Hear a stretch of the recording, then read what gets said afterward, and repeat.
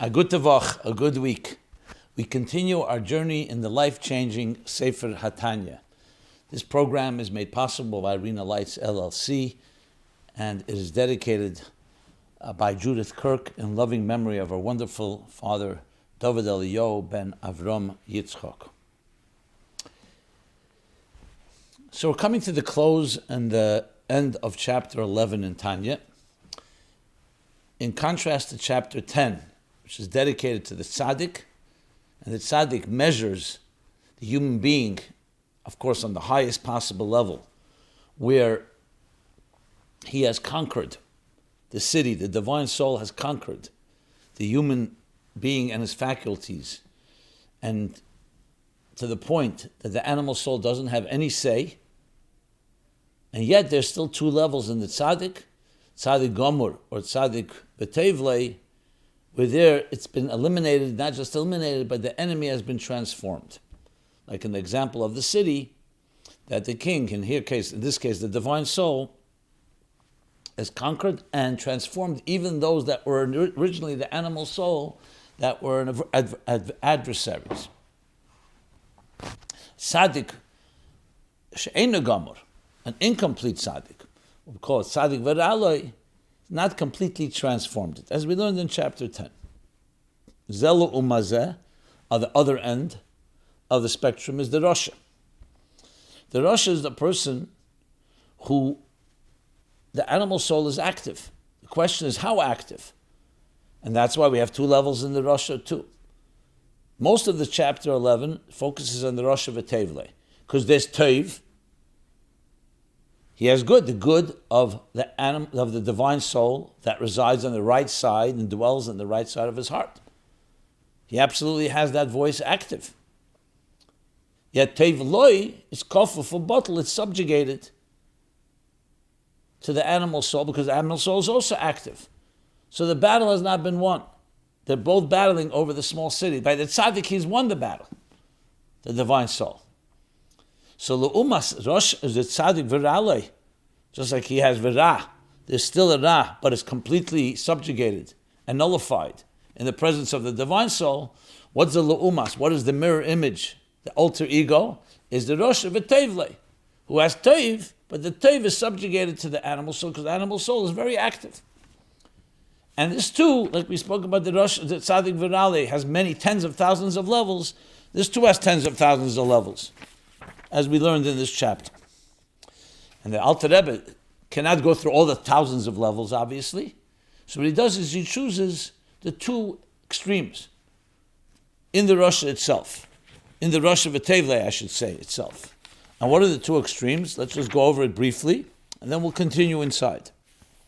So after explaining what the Rasha v'tevlei is, L'umas tzaddik v'ra'alei, Tev shebenafshe l'kish shebemechi b'chol ha'yemani shebelibei kofu fubot l'gabei ra. And then that divides l'revovis madreges chalukes. So the good within him is a powerful force, but it's kofu bottle to the ra, to the negative energy or the selfish energy, you can say, of the animal soul. And it divides into revovis madreges chalukes. And how do you distinguish? Being kamas ve'echos habitl ve'kvifus, measurable in the quantity and the quality of how much. Like whenever you have two forces at work, let's think of a battle. It's not always equal. It's a question of how much. Sometimes this side is winning, sometimes that side.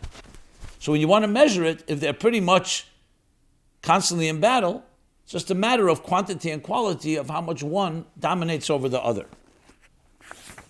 In this case, how much the bitl of the kfifus hatev l'ra. And here he gives the two yeshmis. There's a yeshmi.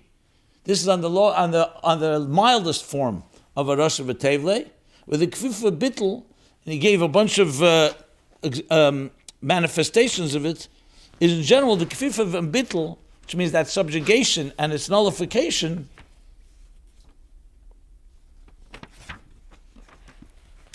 is, like he put it, is ma'at mizer. It's minuscule, but it's still there. In other words, you can't say that you completely control the city, which is the human being and his faculties. The animal soul is active, but but the kfif and bitl of the divine soul is very minuscule, to a small extent, and that too infrequent.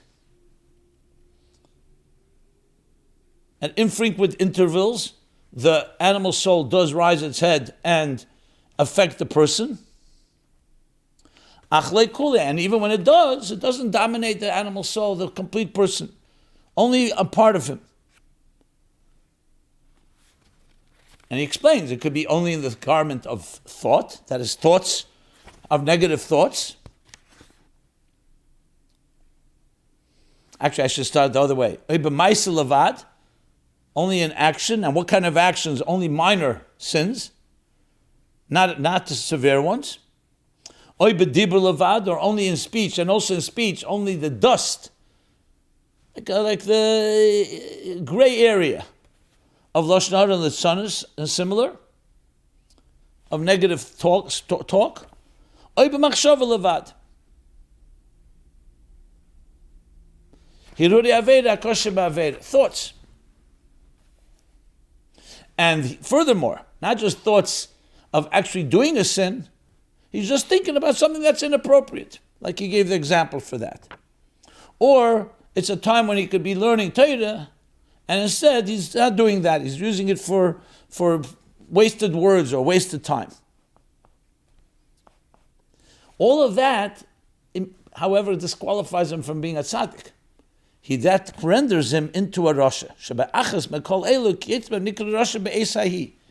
During that time, when that animal soul is affecting him, he's called a rasha.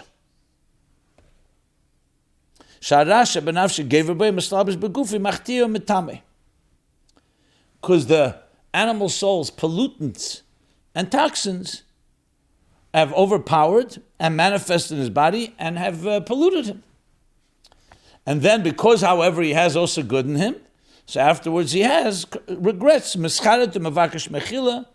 God forgives him if he does tshuva properly, as the Alter Rebbe defines what that means, doing proper tshuva. Okay. So that's the Rosh V'Tevlei, the best case scenario. The animal soul is there, but its activity and its effect on the person is on a minimal level. Then comes V'yesh Mi, as we learned in the previous class, Shara Gover Be'yeser.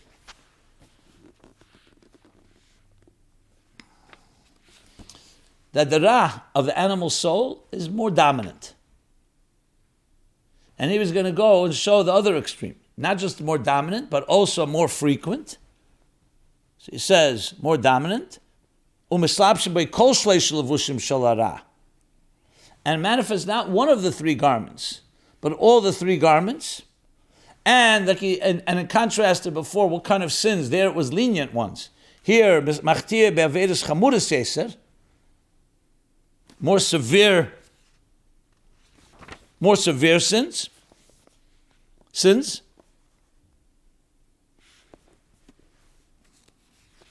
And finally, ubeitim krevim yeser, and more frequently. So you have here the contrast. Now, obviously, if you know these two extremes in the Rosh V'Tevlei, you can then see where a person fits in, because you could have something, for example, affecting the thought and the speech, or the action and the speech, or it's an Aveda Kala, but it's affecting all three garments. So there are a lot of scenarios when you start combining them together. The point here is not to be so much like a formula, and technically it's just to show that all of us can measure in a very real way. You know, well, for example, to give an example from business, if you want to evaluate the value of one of your workers or employees, you have to have a measurable way of doing so. There's expectations of what that person is supposed to deliver, and then you measure. Where do you stand? Whether it's financial goals, whether it's other measurable goals. So what the Alter Rebbe is doing is giving us a true way of measuring and being accountable. So it's not just, oh, you know what, I happen to give into my Yetzer Hara, God forbid, just a moment ago or yesterday. It's giving us, no, there's actually an accountability here. Since God is the creator and really fills all of existence and put us in this world with the challenges that we have and the battles that we fight between the divine soul and the animal soul, the two voices, am I going to dedicate my life to something greater? Am I calling, my divine calling, or focused on my own survival and my own existence, my own needs? And there's a battle going on between these two voices, as we learned in chapter 9 at length. The battle of the two kings over control of your city. So how do you measure? How do you know where you stand? You make a cheshbon nefesh before Krishma Shalamita, before you're going to sleep, and you want to say, how was my day today? Or in the month of Elul, after an entire year, what was this year like? So you also have to have accountability, but you have to have a measurable way of accounting. It can't just be, I did a lot of good things and I did some things that are not so good. So the Alter Rebbe is laying out an actual framework that we can use in understanding it. So firstly, how dominant is the animal soul in your life? Is it frequent or infrequent? And when it does affect you, is it affecting you in lenient things, in smaller things, or in bigger things? Is it affecting 1, 2, or 3 of your garments? So now you have something measurable and you can say, okay, now that I've assessed it, let me see how I can improve. So it's a true measurable way of assessing yourself and being accountable. So now we have, both, as I said, both ends of the spectrum within the Rosh Hashanah itself. But even in this end, where it's more, like he said, let's go over it again, where the Raz gave her Yesod, it's stronger.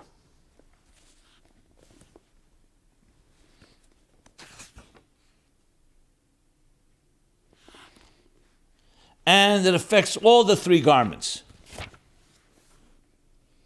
And with the more serious sins, and more frequently, but he's still a Rosh Hashanah. There's still an animal soul, there's still a divine soul that's active. The battle has not been won by the animal soul, God forbid.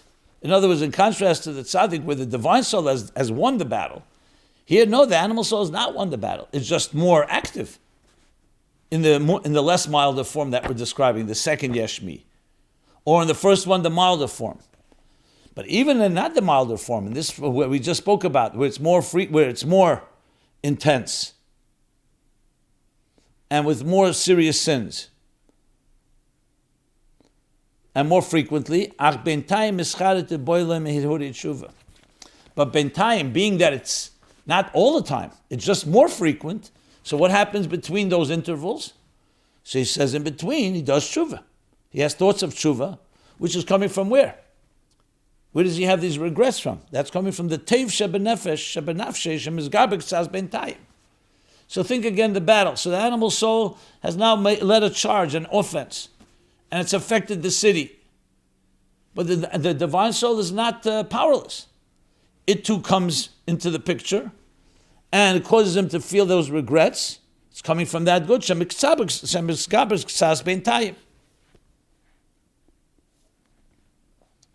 With gadgets, some strength in the period and the intervals between, even when the animal soul is active. In other words, the animal soul is not totally in control. That's why it's called v'tevle. Rosh v'tevle. The tev is there, but the tev is lay, because the animal soul is more dominant, or potentially more dominant.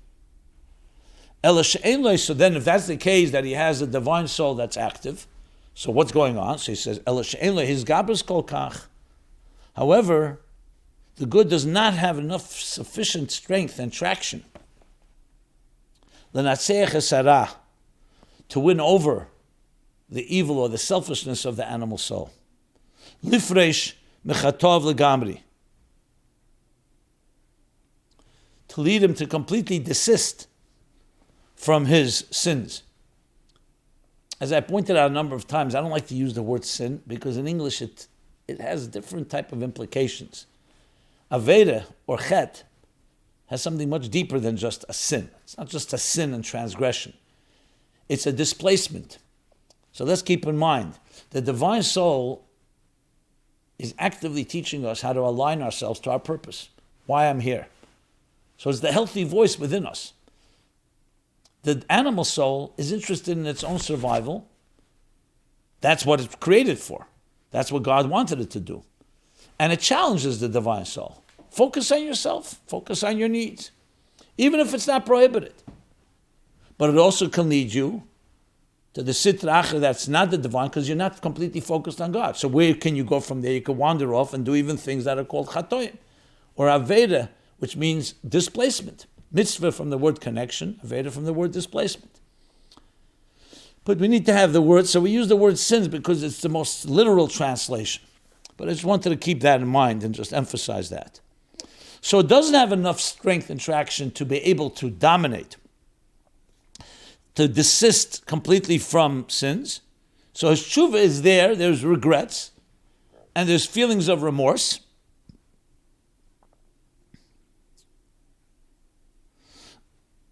But not to the point to desist completely. Lifrish mechatoev legamri, liyes meide ve'ezev, which is the expression used in halacha. That he completely desists to the point that he confesses and abandons his transgressions, his displacements, his disalignment. The actual word meide ve'ezev comes from Mishlei. Proverbs Chav Ches Yud Gimel 28:13. The Rambam brings it as well, the idea of leaving behind and giving up on, abandoning negative behavior. So that strength it doesn't have. So the animal soul has to contend with the divine soul, but the divine soul has not enough power, or the person has not exerted enough power for it to push away the animal soul. So you have a battle going on. And the extent of the battle is determined, like we said, on kamas ve'echus, on the both the quantity and quality of how much one is in control over the other. But they're both active, and this is all the category of the Rosh Hashanah. The question is the Yeshmi, how active, and how frequent or infrequent, and how severe or mild, how serious those transgressions are. I should qualify and say, even though we say Al tehei shekel, a person shouldn't measure mitzvah kalike v'chamura. The most lenient mitzvah should be to you as committed as the most serious one, because they're both the will of God. But nevertheless, there is difference. We are in the reward and punishment, or we'd like to call it cause and effect. It's very different. For example, if a person gets a very mild, superficial wound, or a deeper wound, the same thing spiritually. Depends on the level of the toxin or the pollutant. So there are differences. It's just that our attitude has to be one that we have to complete and dedicate. It doesn't matter whether it's a small thing relatively and a bigger thing, but it is called mitzvah kal and chamura. Or in the words here, mitzvah havedus chamures yeser kalis yeser. Just make that clarity. It's not about our attitude, it's just knowing what is the facts. Okay. And now let's continue. Valzeh omru rabbeinu zal. Zechrenim levracha. And what? Now that we just described this picture, the Alter Rebbe is going to bring a Maimer Chazal that demonstrates a person who has the toiv, the good, the divine connection of his divine soul, but enough to create regrets, remorse, tshuva, hidhurei tshuva, but not enough to completely abandon and desist from the negative, from his animal soul. So this is what the Razal say. Rishoyim meleim charotus. That the wicked are full of regrets. What's the source for this? So we haven't found in a Chazal, an earlier Chazal, like in Medrash or Talmud.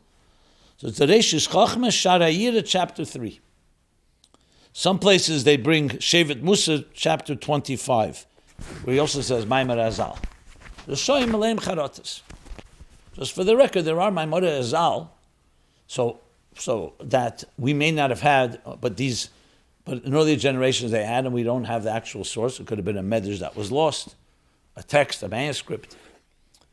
Additionally, you can say that Razal is anyone that's from previous generations. So even Reishis Chochmah could be called Razal. For example, Chassidus brings Amar Razal, Am v'shechanti b'seichem. It doesn't say b'seichei, it says b'seichem, b'seich kol echad v'echad. So even though it talks about Asli Migdash, you build for me a temple, it should say, dwell in it, not in you. So it says, because the temple resides and dwells within each one of us. So there's no Maimed Azal from Shas, from the times of Shas. It's a Shalom. But a Shalom can be called Razal relative to our generation. Just pointing that out, why he says Razal. So what is this level when you say Meleim Charotis? So on one hand, they're called Rishayim, clearly.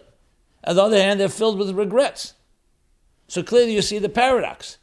Based on what the Alter Rebbe said, it's very clear. This Chazal now makes total sense. Because the Rosha part is that the animal soul is active. The Charotis part, the regrets, is coming because of the goodness in the divine soul. So he remains a Rosha, but he's filled with Charotis.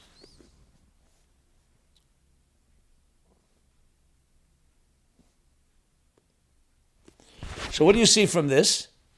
So the Alter Rebbe says that this, when it says Rishoyim Meleim Charotis, and we say Rishoyim plural, Shem Reiv HaRishoyim, Sheyesh Bechinas Teiv B'nafshem Adayim. This refers to most Rishoyim, most people in the category of Rosh V'Tevle, who still harbor some good in their souls. Sheyesh Bechinas Teiv B'nafshem Adayim. That's why they're filled with regrets. We'll soon see that there is a minority of Rasha, and this is the lowest end of the spectrum, Rasha V'Ralei. At the end of the chapter that comes next, that does not have regrets. But the regrets tell you that there's a good going on, which is, of course, a lesson to us all, that when a person does something and then you feel somewhat guilt, regret, remorse, no, it's not just a conscience thing. It's actually your divine soul protesting and telling you, you're better than this. Think about it. It's a tremendous point. Because there are people sometimes, they're so oblivious to what they've done. They've hurt someone or done something wrong. And they have no regrets. They feel very good. They're at peace with it. That's far worse. But a person has regrets, it's coming because the divine soul is active. It's telling you, wake up. Don't be completely numb and indifferent. That's what he's saying right here. So that's Reiv HaRishoyim. Since they have Teiv Shebenafshem Adayin,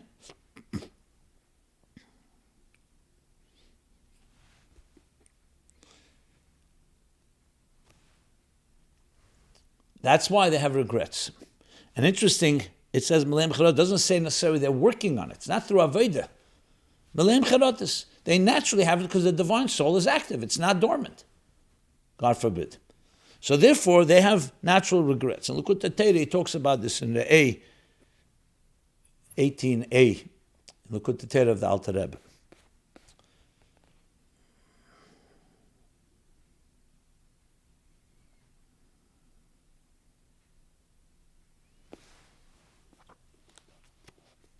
Now, the question is, does this apply also to the first level of the Rosh B'Tevle? That's Ma'at Mizayer, which means a very minuscule effect. So most likely not, because he's talking here on this level. But obviously, the Rosh that the animal soul only has a minimal effect, for sure has regrets. And he actually said that. More than just regrets. There he actually does tshuva. If you look at before, Mischaret u'mevakesh mechila v'slichim Hashem v'Hashem yislach im shov b'tshuva haruya. Here he's saying, even if he doesn't do complete tshuva because the animal soul is strong enough, that doesn't cause him to desist and completely leave and abandon his negative behavior, but there he says he does do tshuva. So there you have a scenario where his good is there, the animal soul is also active, but it's a minimal active. And when the divine soul comes, think of the example with the battle, when it battles, it really dominates. It doesn't eliminate the animal soul. That's why it's called the Rosh V'Tevle. But there's a true tshuva, a tshuva haruya, as he said, a fitting tshuva. Here we're talking about that the animal soul is more active, and the divine soul at least is protesting with having some regrets, or meleim charotis, I should say, filled with regrets, but not enough to do tshuva haruya that he's speaking about earlier. So clearly he's talking here about the level, the more harsher, the more severe level of the Rasha, V'Tevle. But it's still V'Tevle. This is Reiv HaRashoim in the world. These are the majority. Which also tells us, as I said, first of all, so when you have that sense of conscience, that sense of remorse, regret, know that it's a tremendous power. That means your divine soul is active inside you.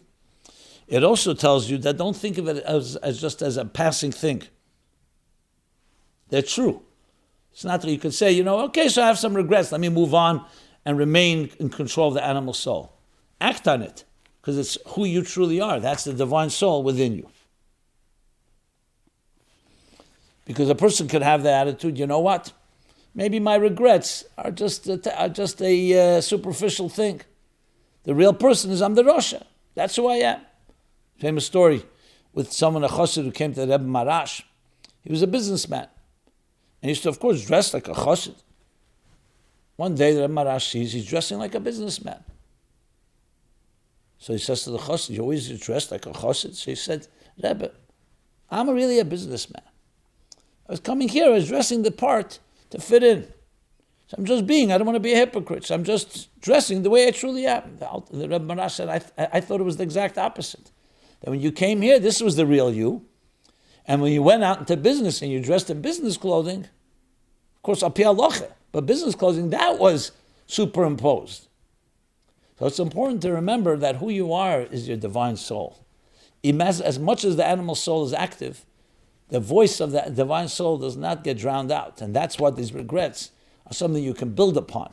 So it's a tremendous also source of strength and encouragement and hope. Even for a person who may have, God forbid, fallen.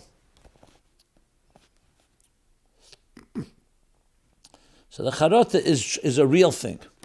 Okay. Then comes the end of chapter 11, where the Alter Rebbe is going to talk about the Rosh V'Ralei. Just read the one line because of time limits. However, now, a person who never feels remorse and regret, le'elam, never, the aim boim lo yehuri tshuva klal, and does not have any thoughts of repentance at all, nikra Rosh V'Ralei. He's already called a Rosh V'Ralei. You don't have a toiv that's subjugated to the animal soul. Ra is dominating. That doesn't mean he doesn't have a divine soul, as we'll learn at the end mamish of the chapter, which is why I don't want to just conclude right here in this line. We're middle of a sentence.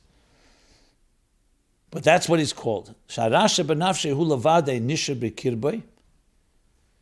The evil, the selfishness of the animal soul is what remains as the powerful influence. So who's controlling the city, which is the person and his faculties? It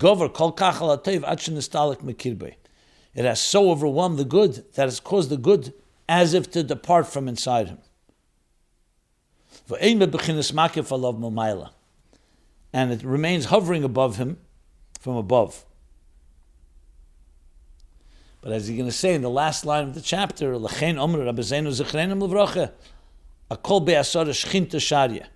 Alter Rebbe does not leave it hopeless. Shchinta Shari, that upon what that the sages say, over every 10 the divine presence rests.